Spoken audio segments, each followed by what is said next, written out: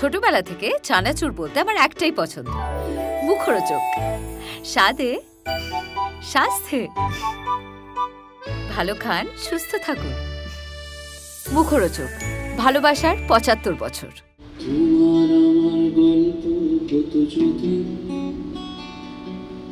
গল্প হতো রাত বিরেতে জেগে, ভোর আকাশে হারিয়ে গেলে তারা, থামিয়ে আদর বাজার যেতাম রেগে। তোমার আমার গল্প হতো যদি, গল্প হতো রাত বিরেতে জেগে, ভোর আকাশে হারিয়ে গেলে তারা, থামিয়ে আদর বাজার যেতাম রেগে।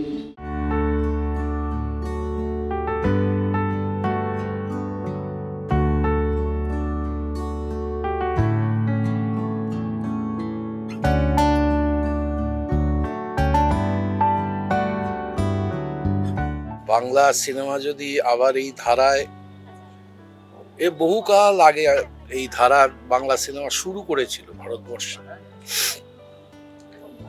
সেই ধারার আপনাদের একটা, আমার মনে হয় যে একটা ছোঁয়া পাবেন আপনাদের। আবার মনে হবে যে বাংলা সিনেমার এটা একটা সিনেমা, চলচ্চিত্র। এটা আবার বলছি, বারবার করে সবাইকে বলছি যে এটা সিরিয়াল নয়, ওটিটি নয়, এটা একটা সিনেমা, দৃশ্যকাব্য। সেই দৃশ্যকাব্যটা এই সিনেমাটায় আছে।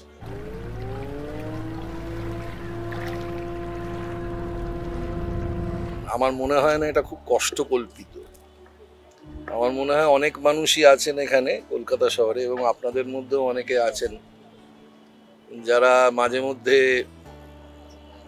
মেঘের সঙ্গে একটা কোথাও না কোথাও, কখনো না কখনো একটা যোগাযোগ তৈরি করেন, কখনো না কখনো। আমার মনে হয় প্রত্যেকটা মানুষই করে, ছোটবেলা থেকে করি আমরা। সিংহ হয়ে যায় কখনো, পাহাড় হয়ে যায় কখনো, কিন্তু একটু বয়স বেড়ে গেলে তখন ওইটার সিংহ থাকে না। তখন আমার মনের যে সমস্ত রূপান্তর ঘটেছে, সেই রূপান্তরগুলো ওই মেঘের মধ্যে দিয়ে বেরিয়ে আসে। এবং অনেকে মেঘের সঙ্গে কথা বলেন, বহু মানুষ আছেন মেঘের সঙ্গে কথা বলেন। তাদের মধ্যে ৪-৫ জনকে আমি চিনি, ২ জন মহিলা, তারা মেঘের সঙ্গে কথা বলেন।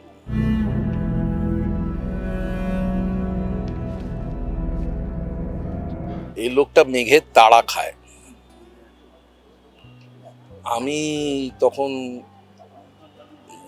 স্পোর্টিং ইউনিয়ন খেলতাম, তো আমার খেলার শেষ হয়ে যাওয়ার, মানে ড্রেসিং রুমে যখন আমরা শেষ হয়ে যাওয়ার পর, তখন জানতে পারলাম যে মোহামেডান মাঠের দিকটা প্রচন্ড বৃষ্টি হচ্ছে। তো আমরা ভাবলাম ঠিক আছে একটু ওয়েট করে বেরোলাম। খানিকক্ষণ বাদে দেখি আমাদের মাথার উপর এসে দাঁড়িয়ে। আমরা ভাবলাম যে তাহলে ঠিক আছে, এই আকাশবাণীর দিকটায় চলে যাই। খানিকক্ষণ বাদে দেখি আকাশবাণীর দিকেও চলে এসছে, এবং পার্টিকুলার ওই একখণ্ড কালো মেঘ সেই এরকম দৌড়াদৌড়ি করছে, এবং যেখানে বৃষ্টি ঘটাচ্ছে শুধু সেই অঞ্চলটাতে। আপনারা লক্ষ্য করে দেখবেন রাস্তার এ পাশটা একদম শুকনো, ও পাশটায় বৃষ্টি হচ্ছে। তো আমি এরকম মেঘের তাড়া খেয়েছিলাম ২ বার। এই লোকটাও মেঘের তাড়া খায়।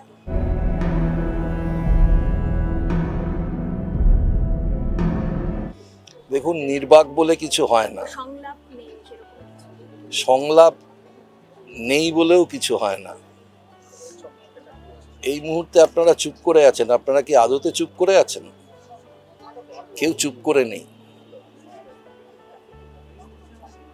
আমরা যাকে বলি হচ্ছে মুখ ফুটে বলছেন না।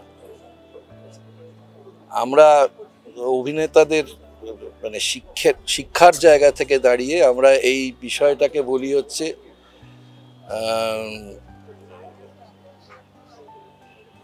অপ্রকাশিত সংলাপ, এবং সেটা সবচেয়ে সাংঘাতিক।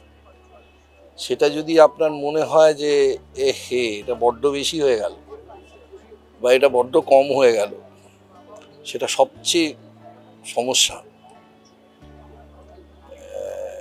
সেই মানে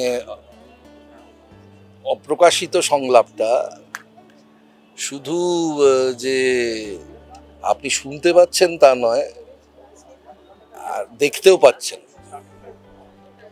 তো ফলত সেটা অভিনেতার কাছে সবচেয়ে বড় চ্যালেঞ্জ হয়ে দাঁড়ায়, এবং সেটা খুব মজার, খুবই মজার, একজন অভিনেতার জন্য খুবই মজার যে আমার সংলাপ খুব কম। সেটা একটা সিনের জন্য হতে পারে, কিন্তু গোটা সিনটায় লোকটার আছে, আমরা যাকে বলি রিয়াকশন, সেই রিয়াকশনস আছে, আপনি দেখতে পাচ্ছেন রিয়াকশনস আছে, কিন্তু সেই রিয়াকশনস যদি আপনার দেখে ভালো না লাগে, শুনতে না পান, তাহলে আপনার ভালো লাগবে না।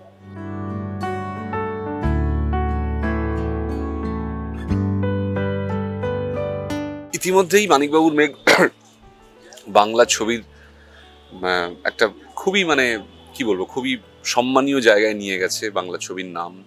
বিদেশে পুরস্কৃত হয়েছে চন্দন সেনের অভিনয়, এই ছবিও পুরস্কার পেয়েছে, বিভিন্ন ফেস্টিভ্যালসে এই ছবি গেছে, সমাদর পেয়েছে। ভারতবর্ষেরও অনেক মানুষ এই ছবি দেখেছেন বিভিন্ন ফেস্টিভ্যালে। এখন বাংলা এবং কলকাতার মানুষের দেখার জন্যে সিনেমা হলে, প্রেক্ষাগৃহে এই ছবি রিলিজ করছে। আমি এই ছবিটার সাথে জুড়ে আছি, সেটাতে আমার কোনো কৃতিত্ব নেই। এটা বৌদ্ধায়নদা, অভিনন্দন এবং মোনালিসাদি এদেরই বলা যেতে পারে যে মহানুভবতা, যে আমাকে ওরা একেবারে মানে বলা যেতে পারে যে পরিচয় এবং বন্ধুত্বের খাতিরেই এই ছবির সঙ্গে জুড়ে নিয়েছেন, ভালোবাসেন বলে। কিন্তু সত্যি যে ছবিটি ওরা বানিয়েছেন সকলে মিলে, মানে আমি খুবই বিপদে পড়ে যাচ্ছি মানিকবাবুর মেঘ নিয়ে। আমি কি বলবো, আমি ছবিটি দেখেছি, মানে চট করে না কিছুতেই মানে ভাষায় প্রকাশ করে ওঠা যায় না। মানে এতই অনুভবের ছবি, এতই ভেতরে রয়ে যাওয়ার, এতই ডিপে ভেতরে গভীরে বসে থাকার মতো একটা ছবি মানিকবাবুর মেঘ। আমি রিকোয়েস্ট করব সকলকে যে আপনারা এই ছবি দেখুন। এই ছবি এমন একজন মানুষের কথা বলে, এমন একটা সম্প্রদায়ের কথা বলে, যাদেরকে নিয়েই আসলে এই শহরটা, আসলে আমাদের রাজ্যটা, মফস্বলগুলো, হ্যাঁ, একেবারে তাদের গল্প মানিকবাবুর মেঘ। আপনারা দেখবেন, আপনাদের নিশ্চয়ই ভালো লাগবে।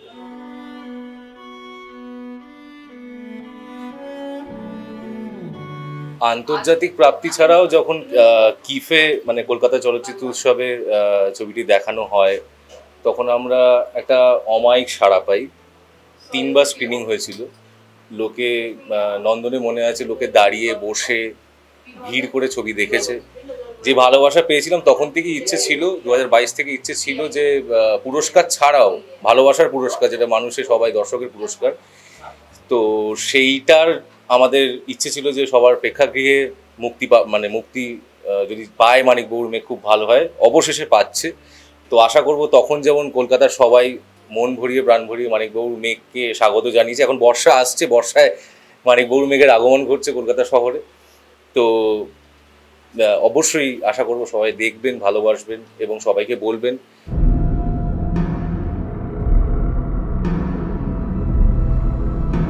2019-এর গ্রীষ্মকালের শুটিং, তারপরে দীর্ঘ 2-3 বছরের প্রায় 2-2.5 বছরের প্রায় পোস্ট প্রোডাকশন ইত্যাদি। কারণ মেঘের ছবি, মূল চরিত্র মেঘ, যাকে আমরা নির্মাণ করেছি CGI-তে, তো সেটা অনেক সময় লাগে এবং প্রচুর সাউন্ডের কাজ, অনেক কিছু হয়, কারণ ছবিটাই সেরকম, দেখলে বোঝা যাবে। It's a very immersive experience, যেটা থিয়েটারে নেওয়ার মতনই।